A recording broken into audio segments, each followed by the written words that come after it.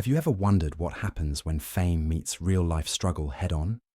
When someone with the world at their fingertips crosses paths with someone holding on by a thread? It was a cold, crisp evening in Los Angeles, the kind of night that made even palm trees shiver.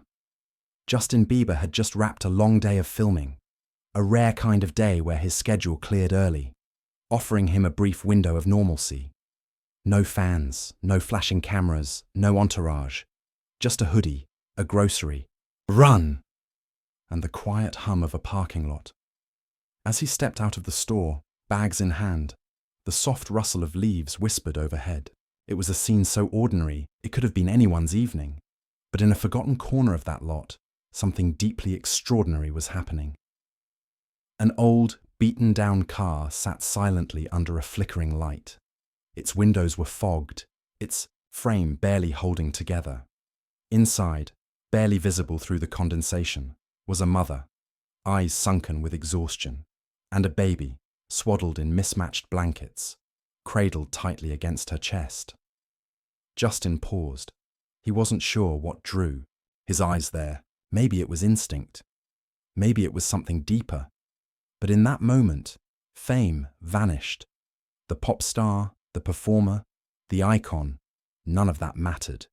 All that remained was a man, witnessing a silent plea for help. She was pushing shopping carts, nearby, trying not to be seen. Her clothes were thin. Her movements were stiff, cold. She kept looking over her shoulder, not for safety, but for shame, as if invisibility had become her only defense. Justin watched. Then he did something that would change not only her life, but his. This isn't a story about celebrity. It's not about tabloids or headlines. It's a story about what happens when empathy wins. When one moment of human connection pierces through the noise of fame and fortune and lands in the heart of someone who needs it most. What Justin did next will not only surprise you, it will challenge what you believe about kindness, compassion, and the quiet power of noticing someone who's been forgotten. Stay with us as we uncover every step of this deeply moving story, because what began in a parking lot on a chilly night will lead to a transformation that no one saw coming. The moment Justin Bieber placed his grocery bags into the trunk of his car, he thought the day was done. It had been an unusually quiet evening, the kind he rarely experienced.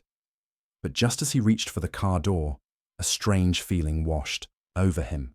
It wasn't something he could explain, just a tug, a quiet urge to look around once more. That's when he saw it. Parked off to the side, near the dimmest part of the lot, was a car that looked like it hadn't moved in weeks. Its windows were fogged with condensation, and faded clothes hung inside, swaying slightly from the evening breeze. A strange unease settled in Justin's chest. Then he saw her, a woman, small-framed, her coat several sizes too big, was slowly pushing a line of shopping carts toward their station. Her hands were red from the cold, her shoulders hunched with fatigue. She moved like someone trying not to be seen. There was something in the way she kept glancing over her shoulder. Not paranoia, something more desperate. Like shame. Justin watched, unsure of what to make of the scene. Then she walked back to the car. His eyes followed her. She opened the driver's door and slipped inside, shutting it behind her quickly, as if to seal away the outside world. That's when he noticed the bundle in her arms. A baby, tiny, wrapped in an assortment of blankets that didn't quite match, some of them fraying at the edges. The baby stirred, letting out a faint cry that barely cut through the stillness of the lot. Justin stood frozen. In his world, he'd seen just about everything. Adoring fans, distant paparazzi, luxury, chaos. But this was different. This was raw, unfiltered. A mother and her child, trying to stay warm in a parking lot. Forgotten. He couldn't just drive away. Approaching slowly, he made sure his steps were soft. The last thing he wanted to do was scare her. She looked up, mid-motion, startled, eyes wide with uncertainty. "Hi," Justin said gently. His voice was warm, calm. She froze. Her grip on the shopping cart tightened. She didn't answer. "I'm not here to bother you," he continued, keeping a respectful distance. "I just saw you, and I wanted to ask if you're okay, if there's anything you need." "I'm fine," she said quickly. Her tone was cold, but not hostile, just guarded. Justin nodded, sensing the walls she'd built. He didn't press. "Okay," he said with a small smile. "Just thought I'd ask. I'll be around if you need anything." She said nothing, just walked back to the car and disappeared inside. Justin returned to his own car, but his thoughts didn't follow him. They stayed with her, with that baby, that image. It wouldn't leave him. That night, as he sat in his living room, his food untouched, the silence felt heavier than usual. He'd done nothing wrong. He'd respected her space, but still, it didn't feel like enough. The next morning, Justin found himself back at that same supermarket, not to shop, but to see if she was still there. She was. Same spot, same car. The windows were still fogged, the clothes still swayed. She stepped out briefly, carrying a small plastic bag, and returned inside just as fast. Justin had brought two things with him, a bottle of mineral water and a new packaged blanket. Simple items, nothing extravagant, but he hoped they might help. He didn't knock, didn't speak, just gently placed them on the hood of her car, making sure they were visible. Then he walked away, watching from his vehicle a few rows down. She noticed them a few minutes later. Her expression was unreadable as she picked them up. Her lips moved slightly, maybe a whisper of thanks, maybe just a sigh. She went back inside. Justin exhaled. It was something. A start. But as he drove away, one thought haunted him. It's not enough, and he knew he'd be back again. By the third day, it was no longer a question of whether Justin would return. It was inevitable. He drove back to the same parking lot, heart heavy, eyes scanning the corner that now lived in his memory. And there she was again. The same car, the same fogged windows, the same invisible pain that wrapped around her like the worn-out coat on her shoulders. But something felt different this time. She was outside the car, moving with more urgency than before. Her movements were robotic, and her exhaustion was etched deeper into her face. Justin didn't rush. He waited, watched. Waited for a moment that felt right, not to interrupt, but to gently step in again. When she got close to the car, he approached. "Hi," he said softly. She turned sharply, eyes narrowing. "I'm the guy who left the water and blanket yesterday," Justin continued quickly, not wanting her to feel ambushed.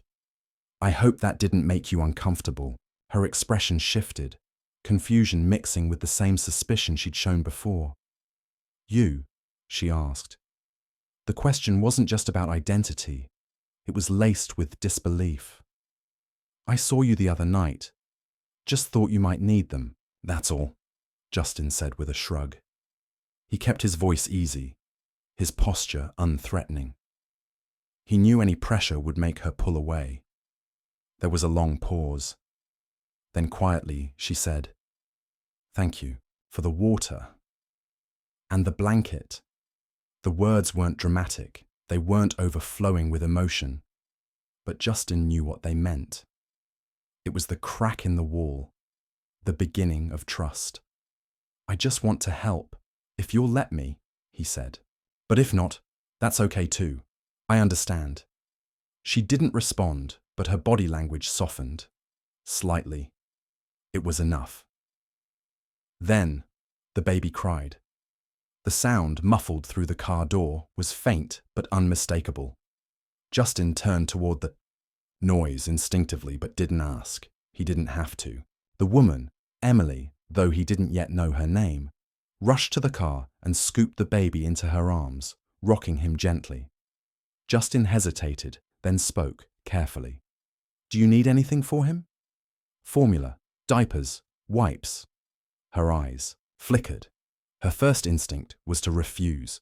Justin could see it in her posture. the tension, the pride, the fear of accepting too much. But then something shifted. I need milk, she said, barely above a whisper. Justin didn't wait. He nodded once gently. I'll be right back. Within minutes, he returned from the supermarket with a small bag. Powdered formula, diapers, and wipes. Essentials, no extras, nothing flashy, just what she needed. He handed her the bag, watching her face carefully. She accepted it slowly, cautiously, as if expecting a catch. Thank you, she murmured. Her fingers gripped the items with reverence, as if they were rare treasures. Justin stood beside her car, not saying much. The silence between them was charged, not awkward, but alive. He knew better than to fill it with meaningless words. No, it's none of my business, he said eventually. But if there's anything else you need, I'm around. She looked at him. For a second, just a second, the mask fell. Things. They weren't supposed to be like this. The sentence broke something open. Justin didn't reply immediately. He let it sit between them. It wasn't just regret she was expressing. It was grief. It was a silent scream wrapped in 6 words. He nodded slowly. I know. Life can hit hard. And with that, he left. Again. That night, something in Justin couldn't rest. He packed bags, quietly, carefully. Baby food, hygiene items. A few, small toys. Not because the baby needed toys, necessarily, but because he deserved them. Every child did.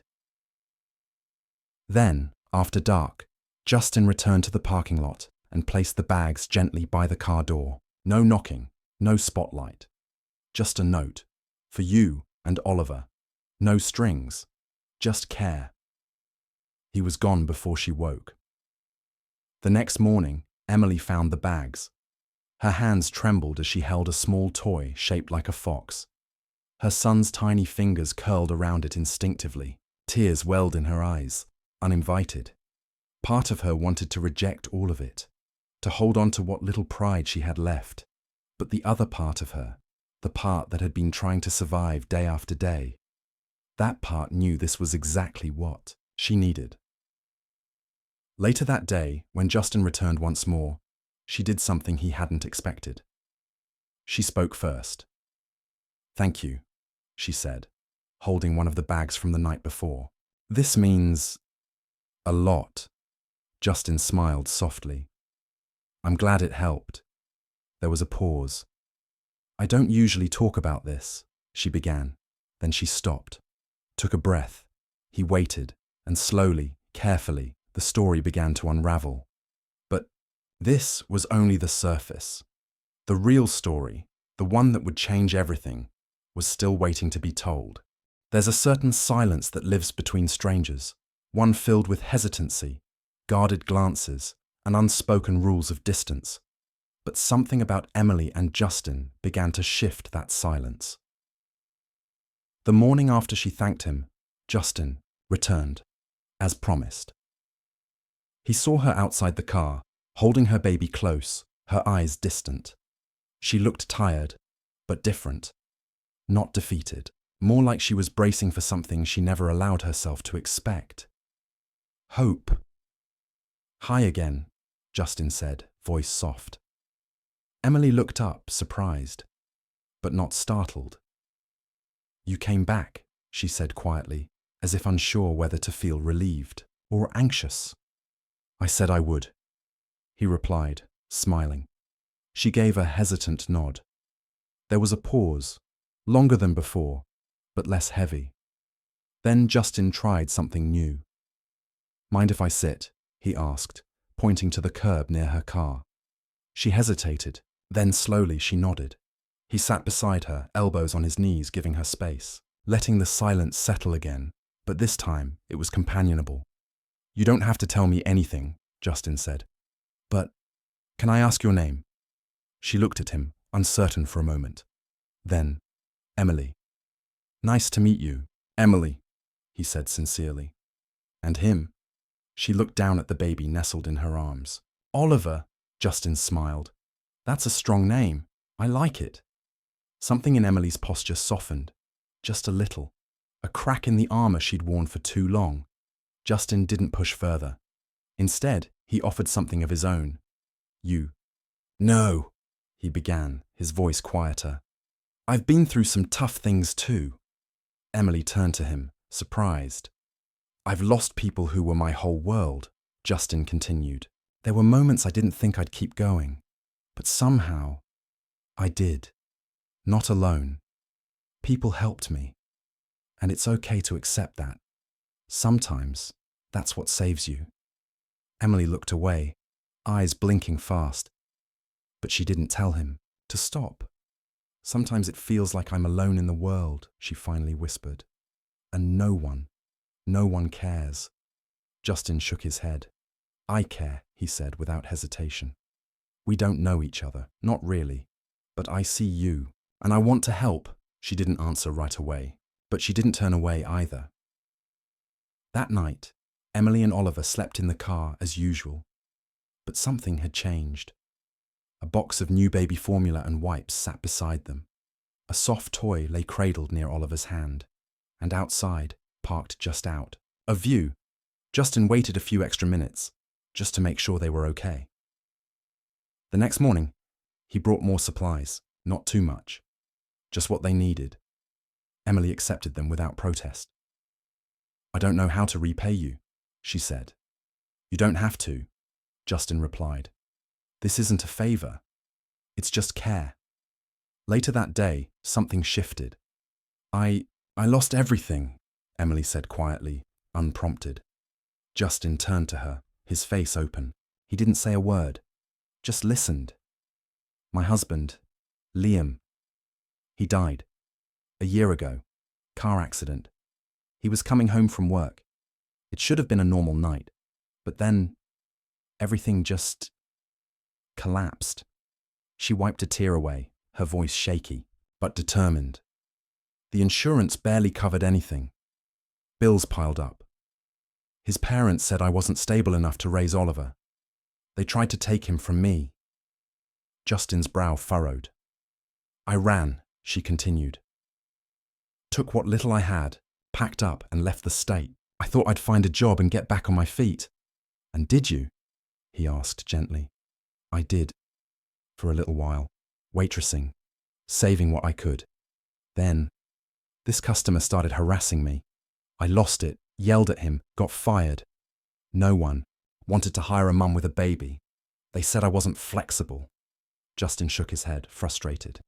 With nowhere else to go, the car became our home. Just me and Oliver. She paused, her breath shaky.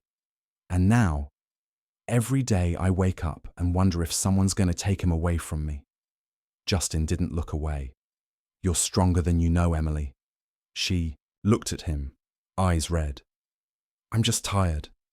I don't want my son to remember this. He won't, Justin said firmly. Because this isn't the end of your story. Emily stared at him. For the first time, her eyes didn't hold fear. They held something else. Something small, but powerful. Trust. After their conversation, Justin sat quietly in his car long after Emily had gone back to hers. Her story echoed in his head. Every word, every pause, every trembling breath had left a mark. This wasn't a passing moment of sympathy. It was a calling. He couldn't unhear what she'd told him, and he couldn't let her live another day in that car with her child. That night, Justin didn't go home. He drove, thought, called people, friends he trusted, people with influence. He didn't use his name for attention, but he did use it for action. By morning, he had a plan. 40 minutes after sunrise, Justin pulled into the same parking lot, carrying a small envelope in his hand. He parked next to Emily's car, engine running. She sat inside, eyes tired, her son cradled in her arms. When she saw him, she opened the door slowly, unsure. I found a place, Justin said, stopping a few feet from her. It's not much, just a motel. But it's clean, it's warm, it's safe, for you and Oliver. He extended the envelope. She looked at it, then at him, torn. I can't accept this, she whispered. I don't want charity. Justin's expression didn't change. This isn't charity, it's help. And we all need help sometimes. Please, just for tonight. Her eyes flicked to Oliver. He stirred in her arms, his small body twitching in discomfort. That was all it took. Emily reached out and took the envelope. Inside was a room key, the motel address, and a few bills for food. Thank you, she said, barely audible. I'll drive behind you, just to make sure you get there safely, Justin said gently.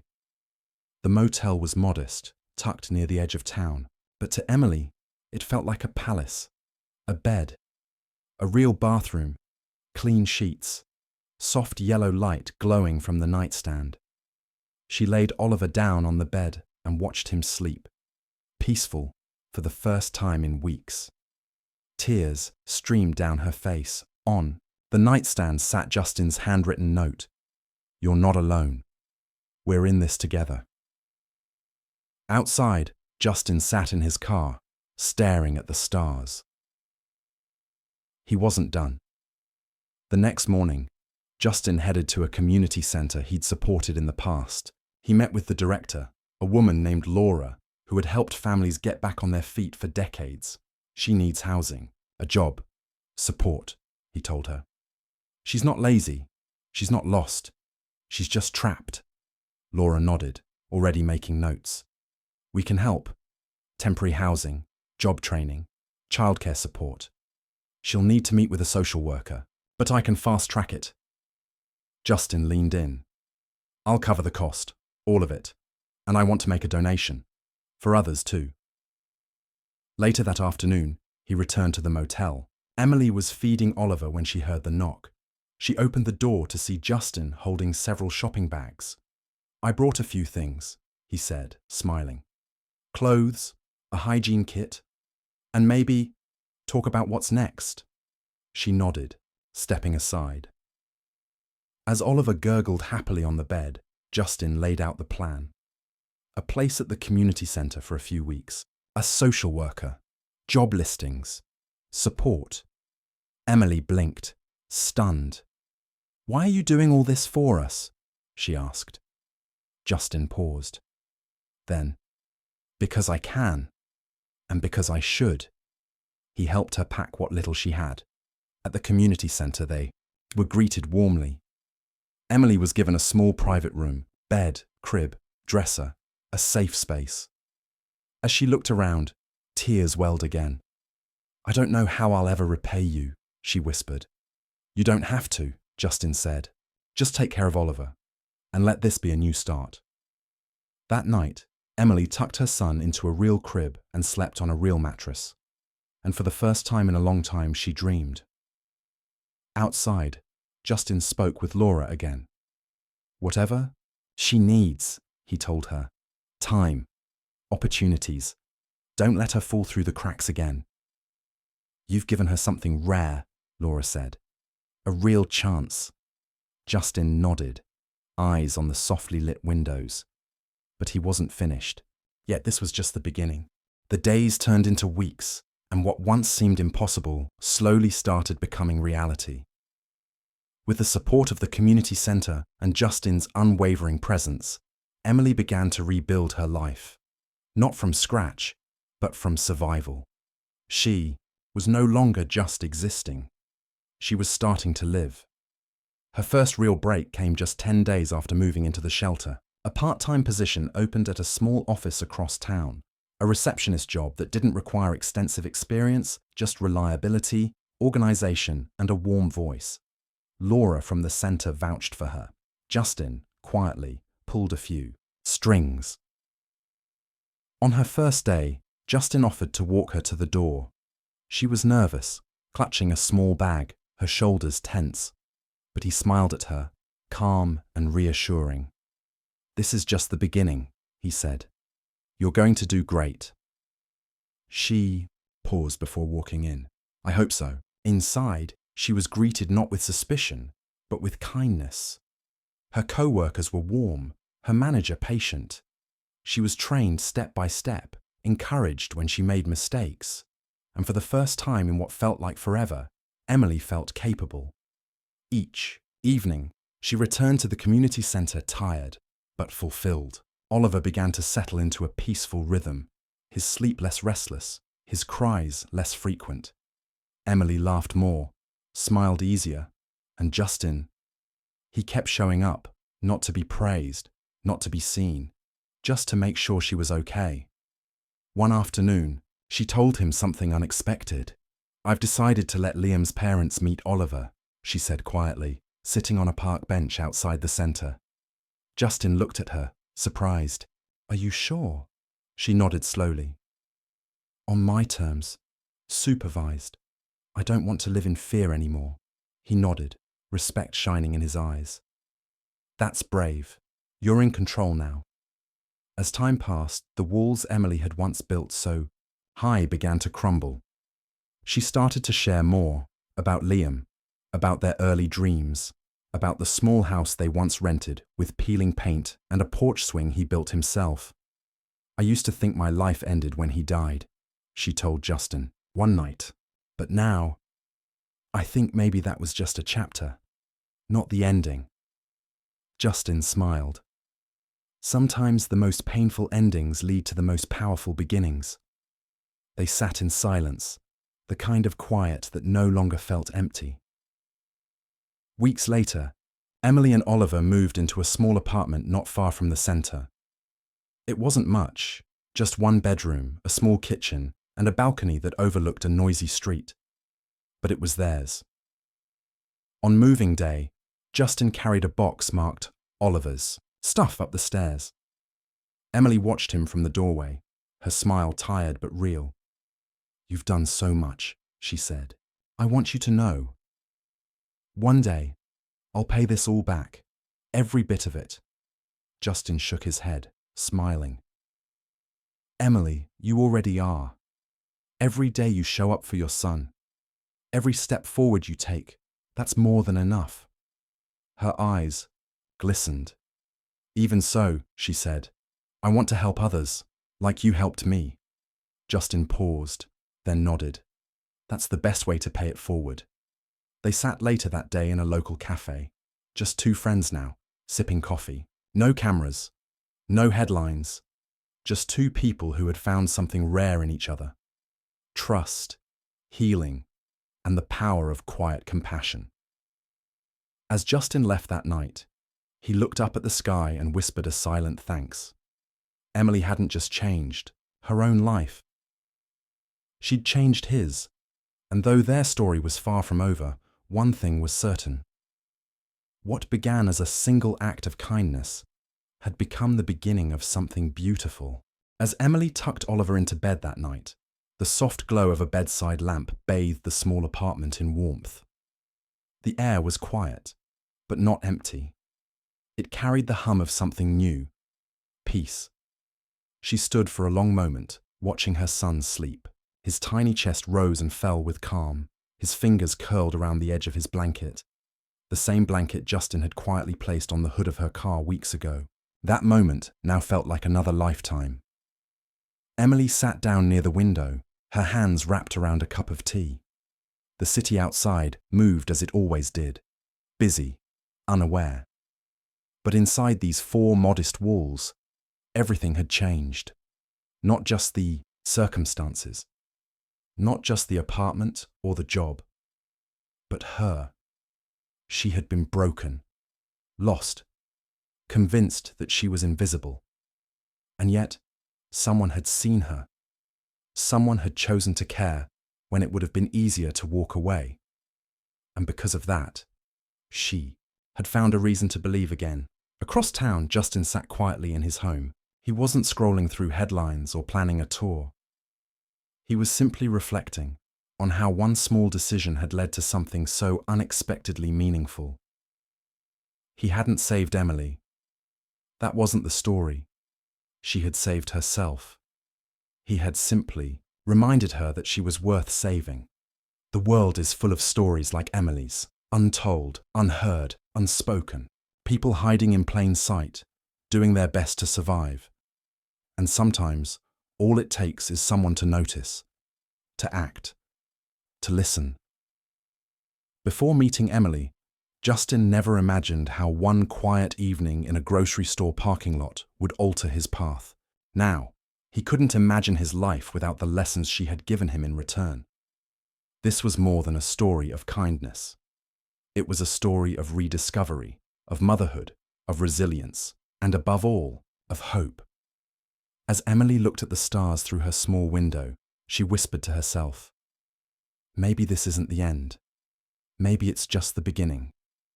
And she was right, because while this chapter may be closing, a new one is already being written.